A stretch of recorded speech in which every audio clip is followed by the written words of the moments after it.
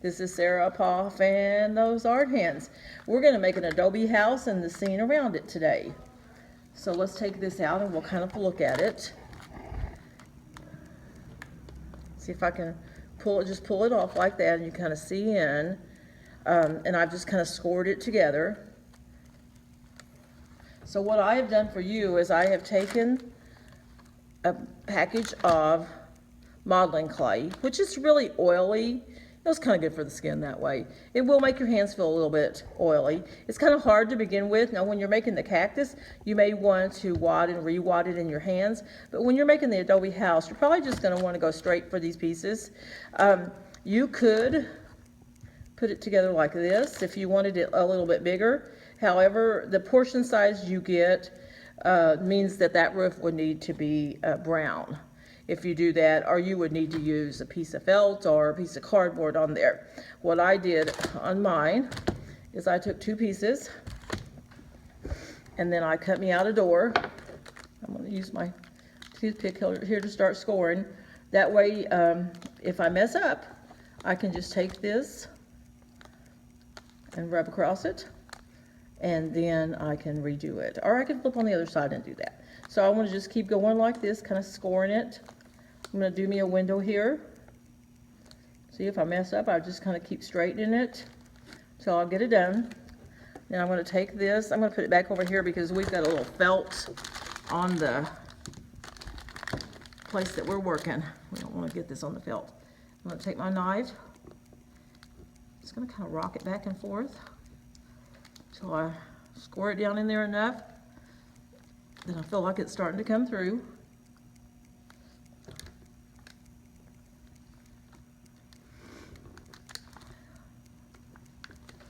It's kind of hard. This clay's been sitting out in my car all night, so it's harder than it would be if it were inside. And then I may want to neaten that up, just kind of rub my finger across and neaten that up. I'm not going to take time to do all of that because I want you just to see the basics, because I want you to have more of your time to create on your own than to watch me make a perfect one here. And so then now I'm going to do the same thing with this. I'm going to work on this until I get the window.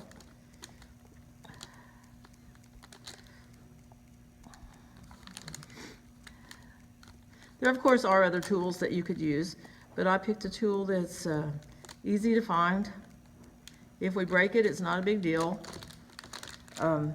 Easy for me to fix for the teacher.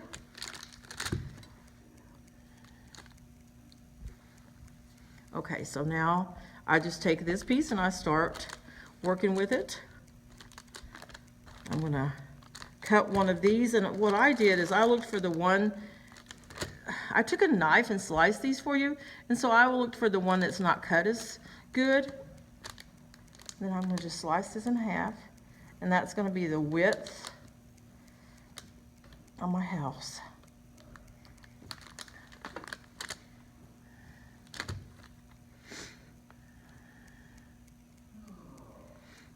Okay, so then what I want to do is I want to score on here to get it to stick together.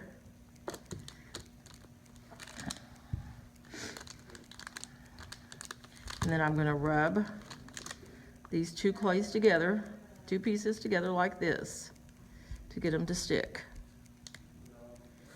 And yours should, like I said, yours should work a little easier than mine because mine stayed in the car last night and that clay's a little cool. If it doesn't, you can hold it in your hand. Just get your body temperature going on it. And that will help it come together here. Because the clay takes on the temperature around it. This is not like the clay you use in art class for ceramics. This clay has a lot of oil in it, and it can last forever. I've got some, well, I don't know if forever is a really long time, but I've got some at my schoolroom that's about 20 years old. Okay, so there's a basic seam on it, and then we just start doing that.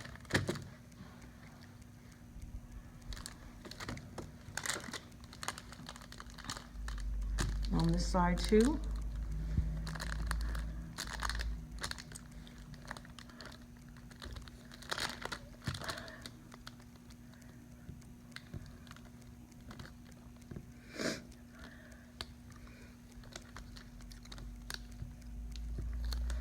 And if you like it to be real pretty, you can work on that and get that to go better. As you see, it's not very smooth there. Once the clay would take on the warmth of the building, it'd be a little bit easier. Okay, then we'll put the other side in, and this way it'll become a little more stable when we get it in that cube-like form.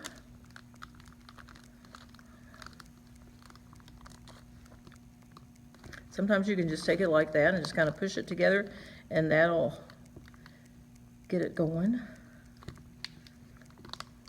You can use your knife, your finger, whichever works best.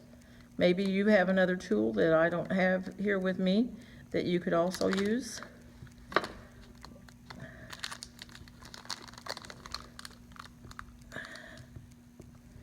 Okay, we're gonna leave that be, and you know, you can neaten yours up, straighten yours up, because we don't want this video to last forever.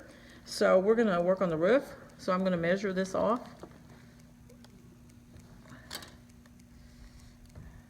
Just kind of cut across it, and then I just do like that, and then I can just do this. Smash it, smooth it, smash it down on there.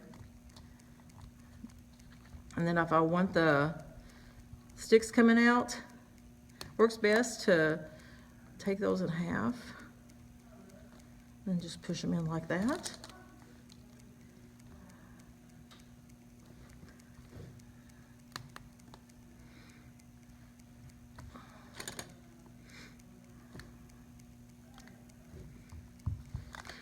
Okay, so that's your Adobe house.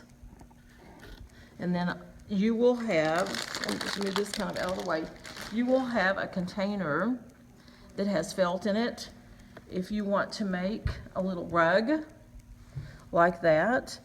You'll also have leftovers of your clay. This is where you'll have some brown that you'll be given, and also some green, and then you can do some of the leftovers of white to make it look like maybe there's bread there. Maybe they're cooking bread in the outdoor oven. There's some pasta that looks like wagon wheel. Makes me think that a wagon had a little problem there and lost its wheel.